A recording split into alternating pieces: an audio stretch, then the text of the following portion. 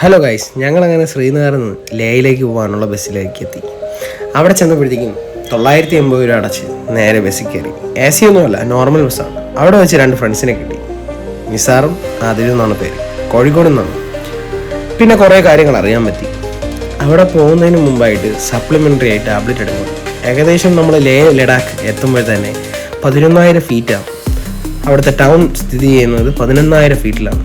അപ്പോൾ നമുക്ക് ഓക്സിജൻ്റെ അളവ് എന്തായാലും കുറയും. അതിൻ്റെ ബുദ്ധിമുട്ടുകളെല്ലാം പോകുന്ന വഴിയിൽ തന്നെ നമുക്ക് അനുഭവപ്പെടാൻ പറ്റി. മാക്സിമം മാസ്ക് നിങ്ങൾ കയ്യിൽ കരുതിയിരിക്കണം. മാസ്ക് അത്യാവശ്യമാണ്. പിന്നെ നമുക്ക് ഒക്കുമെങ്കിൽ ഡൽഹിയിൽ നിന്ന് എവിടെന്നെങ്കിലും ചെറിയ ഓക്സിജൻ കിറ്റ് വാങ്ങിക്കാൻ കിട്ടും. അത് വാങ്ങിച്ച് കയ്യിൽ വെച്ചേക്കുന്നത് അത്രയും നല്ലതായിരിക്കും. ഇതൊക്കെ കരുതേണ്ടതാണ്.